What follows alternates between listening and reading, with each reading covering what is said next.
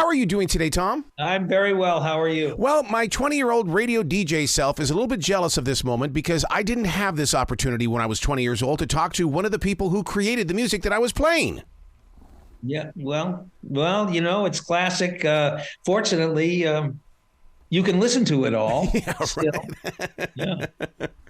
Because I've always been that believer in sharing the story of music. But see, you were there as it was happening. So in a way, I mean, it's like you were the seed planter and then you released it like Johnny Appleseed. Yeah, I pollinated the airwaves. To be in that mode and movement, though, because, I mean, the music of the 80s and 90s really is what, I mean, I just can't explain it because it wasn't like the classic rock that so many of these classic rock stations are playing. You helped generate a whole new sound. Well, I guess I did. You know, I was really moved and inspired by and very impressed by the British invasion. Yep. You know, they turned out so many big influential acts. You know, and then I saw the Who debut Tommy in New York. The first time they played it in New York. I saw the Beatles at Carnegie Hall. I saw the Stones at the Academy of Music. This was all in the mid '60s, and you know, I just eventually I had to be in music. Mm-hmm. I made a mistake by going into advertising for a year, and then I just had to try to get into music, and I was fortunate enough to get in when they were staffing up because records were selling like hotcakes. Man, do you remember those days when we would go into a record store, and to me, that's where the real community was, or the social network? We would go in there and just share ideas on how an album should look like. I mean, it was just such a special moment in Americana history. Yeah, record stores were really great. There were none when I started listening to Elvis in 1954. I was 9, and then I guess there are very few now. Mm-hmm. So I saw them proliferate and then kind of disappear, a little bit like bookstores. They were great. There was a record store I used to go to in Harvard Square that had about 5 listening booths with earphones. Yep. And you could take an actual disc into the listening booth and preview it, sample it, see if you wanted to buy it. It was pretty amazing. Wow. And that doesn't happen anymore. Those booths were so special because I went into a music store in Billings, Montana to buy Staying Alive from the Bee Gees, and I ended up going home with the single Edge of the Universe because I thought it was a better song. When you're behind that board and you're putting this music together, did you run into the same storm? It's like, I know this one is a hit, but I think this is a better song. Did I choose a better song over? Yeah, I mean, because we all have our favorites, but those deep cuts. Oh my God! As being that one that was right there in that moment, you had to have felt that the deep cut is a unbelievable song. But I know we're gonna have to go market this one. You have to settle for the other one. No, we didn't really. We would all focus on the most promising cut. Yeah, and then spend more time on that one and kind of leave some of the others for side 2. Wow. Oh, the infamous B-side. That was the one thing that I totally messed up on as a kid because I wouldn't turn the record over, but everybody tells me, you should have done it, dude. You'd be living a different life if you would have just flipped the record over. Well, that was definitely true with Elvis. Yeah. And the Beatles too. There were very few stiffs on the B side, and in some cases on a single, the B side for me would be better, just as you said. Wow. REO Speedwagon, Ted Nugent, Cheap Trick, all of these guys are from the northern part of the hemisphere here. What was it about that area of the country that really drew you closer to them? Well, it was the music itself. I didn't understand it. Yeah. Really, the breadbasket of the country. I just found myself going out there, and I was a little surprised because there just aren't aren't as many people. There weren't as many musicians there as there were on both coasts. I never signed a band from New York, really. I did. I don't think I signed a band from L.A. either. I produced those bands, but REO and Ted and there were a couple. I made one record in Otho, Iowa, which is a suburb of Fort Dodge, which is kind of a suburb of Des Moines. And anyway, it was on a soy farm. That they had converted a room in one of the barns to a very fine recording studio. I don't know what it is about the Midwest, but they rocked. They rocked. You're so right about that, because I'm blessed with the opportunity to talk to a lot of these new bands that are moving out of L.A. and they're going to Ohio. They're going out into the country because they feel like there's more freedom to go out there and explore. Boy. Living in the Berkshires, the Berkshire Hills of Western Massachusetts, I agree. Yeah. It's cities are tough these days. I don't know. It's heaven out here. You have to drive a ways to get really good delicatessen food. Yeah. but it's worth it. It's worth it. Has the texture of music changed in the way that people want it to be? And the reason why I bring that up is because you were talking about doing music in a barn, and right away I remember how Neil Young is doing his music in a barn that has no back wall. He just goes in there and it's got all of everything in a barn, but the back side of it is all nature. So it makes me wonder if we accept a different side of music these days. Oh, it's all technology. And it doesn't move me emotionally. I don't search out new music. I admit that.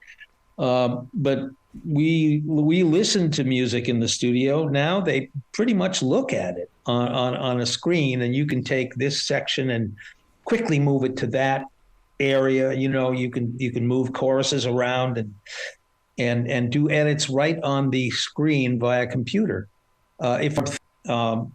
Even mistakes, which were sometimes left in, were fun to listen to.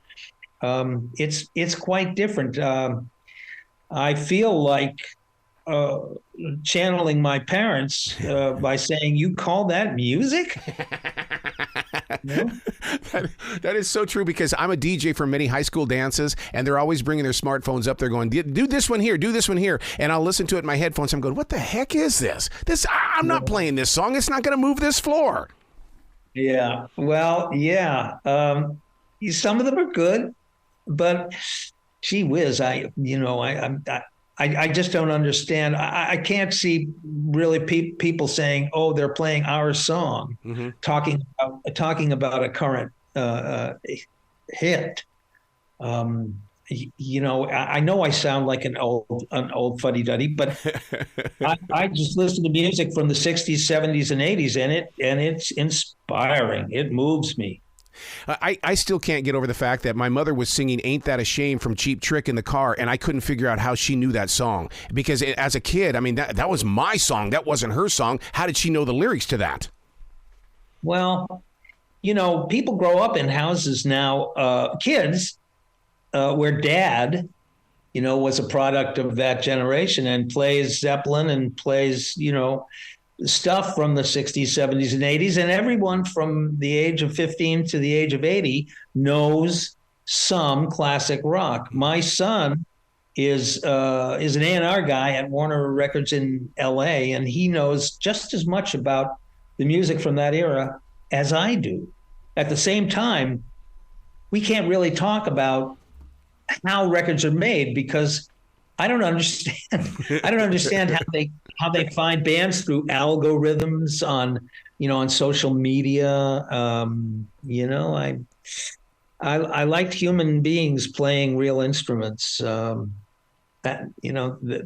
it, and that's one of the reasons why I got out, because it wasn't appropriate for a 55-year-old guy to be making records at that time for teenagers. Yeah. So I went into another life. Man, you talk about having real people. I remember the days when those record reps would show up at our radio station on a Tuesday. We would sit there and listen to 5 to 10 songs, and it was like Dick Clark on American Bandstand, putting a song out there. Okay, do you think this is going to be a hit? Why doesn't it have the beat? Why do you think it won't work? I miss those days of forecasting where music is growing. Yeah, well, they went from independent radio stations to these guys who became very important programmers and would turn out a sheet that some radio stations subscribed to when the corporations started buying up all the radio stations. Yep. And now, fortunately, we have a classic rock station in pretty much every city in the country, which is wonderful. Yeah. I'll tell you one of the struggles that we have today. I'll just sit there and ask Alexa to play me the deep cuts of Fleetwood Mac, and it's the same old stuff. And it's like, no, get rid of that stuff. I want to hear the chain. I want to hear really deep cuts so I can go back to those days when Peter Green was part of that band.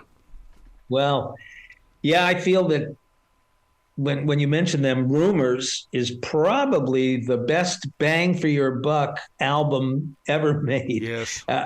Outside of the Stones and the Beatles and the Who, maybe.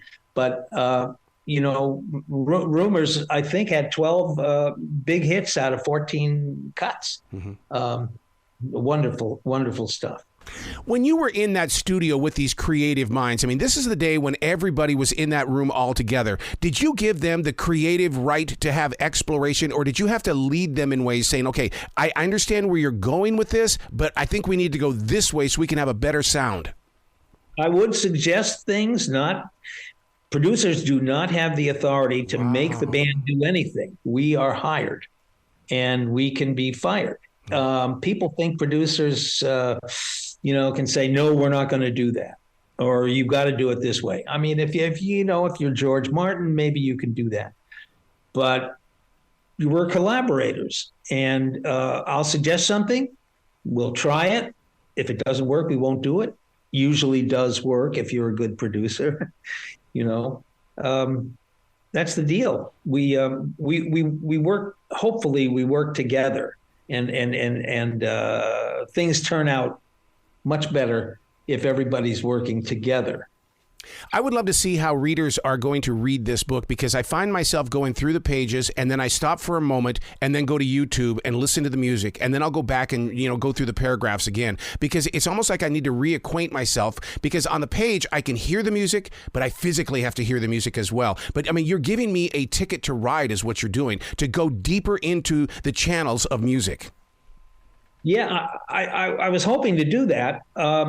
One of the reasons I wrote the book really is to tell people why the music I love is great. Yes. Just and here's an example. If I could have, I'm going to do an audio book, and I'm going to narrate it myself. But if I could clear the publishing licenses on all of the songs that I mentioned in the book and the parts that I mentioned, it would be easier for you. Mm-hmm. But you can find almost every single song I mentioned on YouTube right away. Not that you'd sit down with a computer by your side, but I think a lot of people know most of the songs that I reference in there. Mm. Anxiety is one of the things that I go through heavily when I'm inside the studio, coming up with ideas and bringing things forward. I mean, as a creative person, how did you keep your anxiety monster under control? Well, unfortunately, a little bit of self-medication mm-hmm. back then in those days, but I really wasn't that anxious after the first few records. The only anxiety I felt really was if I had a hit. And there were many of those. The problem was that when you had a hit record, you would worry mm-hmm. that you had to do it again. and Yep. people would expect a hit record from you, and so the bar was set pretty high, and you had to deliver another one and maybe turn a sow's ear into a silk purse, take a very a challenging band and make a hit record with them. That was tough. It was I called it fear of success. Yeah. I mean, we have fear of failure, but fear of success. It was tough. There was a producer. I think it was Steve Albini who said, most engineers feel that they will be discovered as imposters, and this is a feeling that we all have to get used to. And I think that's right. If you're successful at anything, Wow. you kind of feel you have to keep being successful because it'll hurt. It's a great contrast if you fail. Randy Bachman over the weekend posted a picture on his Facebook that he said, this is a real studio. I mean, it was a genuine 1975, 76 studio. And then he put a picture below it of a modern day studio. And he says, they don't make us like they used to. Right. Exactly. You look, the cover picture on my book is me in Studio B at the record plant. You can see the 2-inch magnetic tape, Oh my God. And God, it was just great. Yes. I mean, and I kind of didn't, I ignored the concept of change, and I figured, wow, we can just do this like this for the rest of my life. Not so. Wow. I'm not happy with the way music trends have gone in the past 30 years. Mm-hmm. Oh my God. Even the transition in radio, because when we went from tape to digital, and I looked at my general manager and said, I'm not doing it. And he says, well, then I have to fire you. And it was like, oh my God. I mean, because he was not going to buy tape anymore. And that's when we were doing 16-track tape inside the studio for just commercials. Yeah. It was great. I did do one album out of 52 digitally, and that was the Poison record, because I knew we would have a lot of punch-ins, a lot of recording, going from play to record. And we did so many that if I had done it on analog instead of digital, it would have been much tougher. It's much easier to go from play to record and then back out to play on digital. Wow. You have got to come back to this show anytime in the future, because you've got one hell of a story. And it really, listeners need to go to the book, turn it up, My Time Making Hit Records in the Glory Days of Rock Music, because it is a journey and it is an experience as we go into the holiday season, because they're going to want to share it. And this is the book to get. Well, thank you for that. Thank you. Be brilliant today, okay, sir? Oh, yeah. Yeah, have a good holiday.